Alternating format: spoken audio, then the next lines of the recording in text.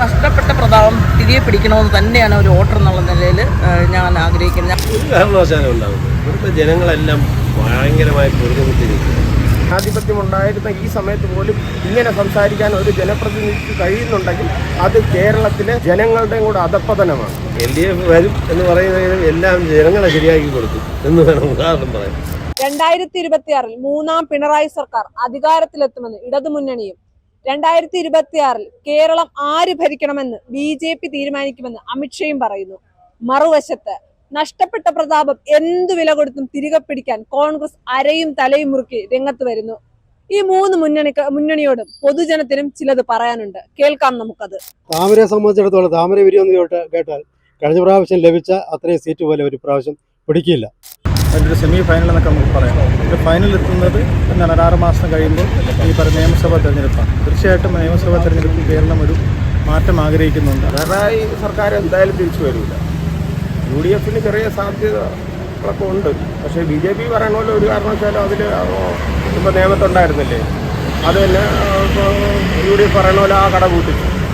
ഇനിയുള്ളത് ആകെ കേരളത്തിൽ നിന്നുള്ള തൃശ്ശൂരാണ്. സുരേഷ് ഗോപിയുടെ കാര്യമൊന്നും പറയണ്ട. എന്ന് പറഞ്ഞാൽ അതൊരു എന്തോ പറയാനതിന് ജന്മി അടിയാൻ്റെ അടുത്ത് പറയുന്ന പോലെയാണ് പുള്ളി ഇപ്പോൾ പറഞ്ഞുകൊണ്ടിരിക്കുന്നത്. കേൾക്കുമ്പോൾ നമുക്ക് തന്നെ ഒരു സങ്കടം തോന്നുന്നു. കാര്യം ആ കാലഘട്ടങ്ങളൊക്കെ മഹാരാജാവിൻ്റെ കാലത്തുണ്ടായിരുന്ന കാലങ്ങളൊക്കെ കഴിഞ്ഞിട്ടാണ് ജനാധിപത്യം വന്നത്. ജനാധിപത്യം ഉണ്ടായിരുന്ന ഈ സമയത്ത് പോലും ഇങ്ങനെ സംസാരിക്കാൻ ഒരു ജനപ്രതിനിധിക്ക് കഴിയുന്നുണ്ടെങ്കിൽ അത് കേരളത്തിലെ അതായത് ജനപ്രതിനിധികളുടെ മാത്രമല്ല ജനങ്ങളുടെയും കൂടെ അധപ്പതനമാണ്. ഒരു കാരണവശാലും ഉണ്ടാകുന്നത് ഇവിടുത്തെ ജനങ്ങളെല്ലാം ഭയങ്കരമായി പൊരുത്തപ്പെട്ടിരിക്കുന്നു. ഈ തിരുവനന്തപുരം നഗരസഭ അതിനെക്കാട്ടി കഷ്ടം. എല്ലാ അഴിമതി മാത്രമേ.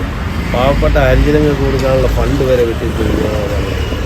നഷ്ടപ്പെട്ട പ്രതാപം തിരികെ പിടിക്കണമെന്ന് തന്നെയാണ് ഒരു വോട്ടർ എന്നുള്ള നിലയിൽ ഞാൻ ആഗ്രഹിക്കുന്നത്. ഞാനല്ല, ഞങ്ങൾ ഒരുമിച്ചുള്ള ആഗ്രഹമാണ്.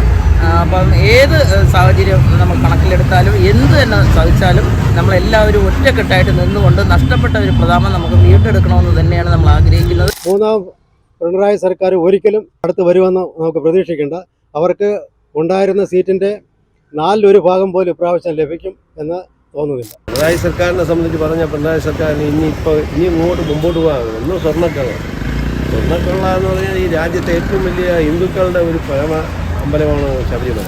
തൊഴിലാളികളെ രാജാക്കന്മാരും മറ്റേ കോടികൾ ഉണ്ടാക്കുന്ന ഒരു സാധാരണ താഴെ ലെവലിൽ തൊട്ട് മുകളിലോട്ടുള്ളവരെല്ലാം പൈസ ഉണ്ടാക്കുക എന്നാണ്. ബ്രാഞ്ച് സെക്രട്ടറി കഴിഞ്ഞാൽ ലോക്കൽ കമ്മിറ്റി സെക്രട്ടറി കഴിഞ്ഞാൽ നേരെ മുകളിലോട്ട് പോയത്. എല്ലാം പടിപടിയായിട്ടാണ് കൊണ്ടുപോകുന്നത്. LDF വരും എന്ന് പറയുന്നതിനും എല്ലാം ജനങ്ങളെ ശരിയാക്കി കൊടുക്കും എന്ന് വേണം ഉദാഹരണം പറയാൻ.